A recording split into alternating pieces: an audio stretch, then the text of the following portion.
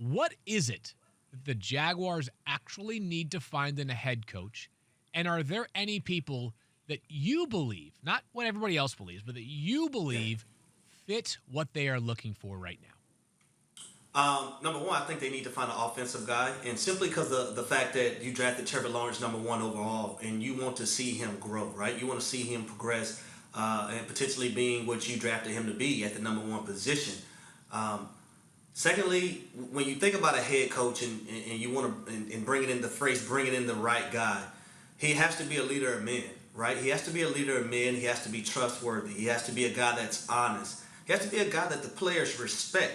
Notice I said players respect, feel, and trust. Because I'll tell you this, playing in this league for 10 years and being in a lot of locker rooms, even when I was in college as well, if players don't trust a coach, he's fighting an uphill battle.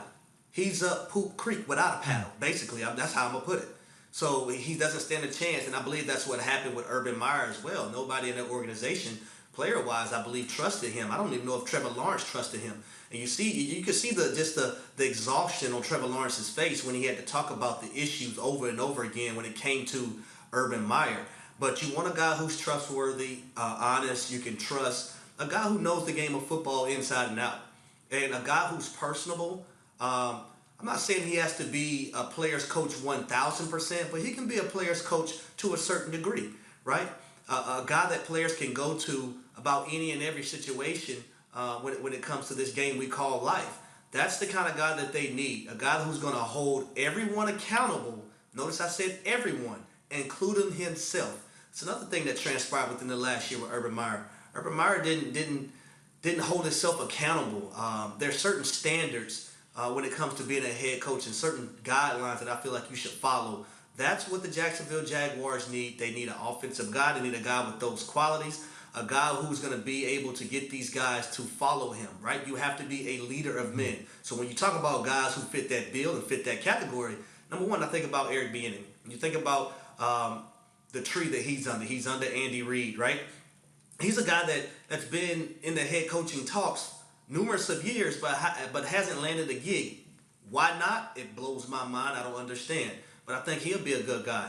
A few coaches, I would say, a guy who I don't think had an opportunity. He's not an offensive coach. He's a defensive coach. But Joe Witt Jr. He's the secondaries coach for the Dallas Cowboys. Joe Witt Jr. has been around for a long time, and he is a damn good coach. I understand he's a defensive guy. I'm just throwing out some coaches. Byron Leftwich, a guy who played the game at a high level, not just at the college level, but at the NFL level. The guy he's the offensive coordinator for right now, Bruce Arians. He played for with the Pittsburgh Steelers, so he's been around the game of football. He's been around a lot of guys. He's been around Big Ben. He's been around Tom Brady. I think it's time for him to have an opportunity to have a role and be a head coach. And then you look at Jim Caldwell. I don't even understand why Jim Caldwell doesn't even have a damn head coaching job, period, right now. I really don't understand it. So those are three guys that I would name that should get an opportunity when it comes to coaching Trevor Lawrence and the Jacksonville Jaguars. Keyshawn, J. Will, and Max is presented by Progressive Insurance. It's Field Yates and Harry Douglas hanging out with you this morning. And Harry, one thing that I think is important, I think all those names that you brought up are excellent potential candidates for a head coaching gig, whether it's in Jacksonville or otherwise. I'm going to be less specific about the names and more specific about the process. Shad Khan's owned the Jaguars for about a decade now.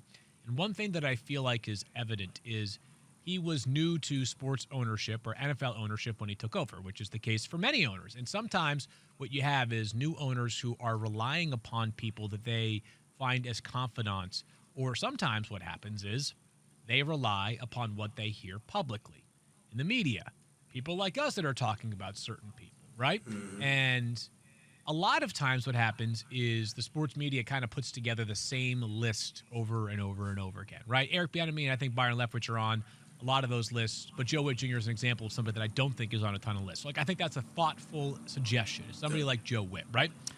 What I want Shad Khan to do is whatever the lists are publicly, those are reasonable starting points, all right? Because a lot of those names do end up having some great merit to them. But I also want him to take on this responsibility and not worry about what everybody else is saying or thinking. Do what you believe is best and right and the perfect fit for your franchise going forward. just one example here, and I understand that Aaron Rodgers is the quarterback of the Green Bay Packers. But a few years ago, after the Packers fired Mike McCarthy, they were the first team to make their coaching hire. I believe there were 8 openings that year, and they ended up hiring Matt LaFleur. And Matt had just come off of a season with the Titans in which they were like dead last in offense. And everybody was like, how can you hire Matt LaFleur, an offensive coordinator, after a terrible year on offense? They saw something. They saw the right fit. Yep. They were not good the 3 years prior to that with Aaron Rodgers as their starting quarterback. They've been excellent since then. I'm using that as a blueprint to how I want the Jaguars to worry less about public perception and worry more about what the team needs and who is tailor-made to fill those needs, because clearly what they have done recently has not worked out in Jacksonville, Harry. Phil, I agree with you 100%, and I don't believe that Jacksonville Jaguars hired Urban Meyer because that's truly who they wanted. I think the public perception, a lot of people who probably wanted Urban Meyer as their head coach, but I thought the flags were there to not hire him as your head coach, and I thought it was a lot more qualified people that is coaching the National Football League who deserve the opportunity to get that role versus Urban Meyer coming from the college ranks and retirement. So you're right, man. I think you have to go with your intuition and your feeling of what you think the organization needs, because I don't know how many more times Jacksonville has to mess up, but I think it's slim to none. Thanks for watching ESPN on YouTube. For live streaming sports and premium content, subscribe to ESPN Plus right now.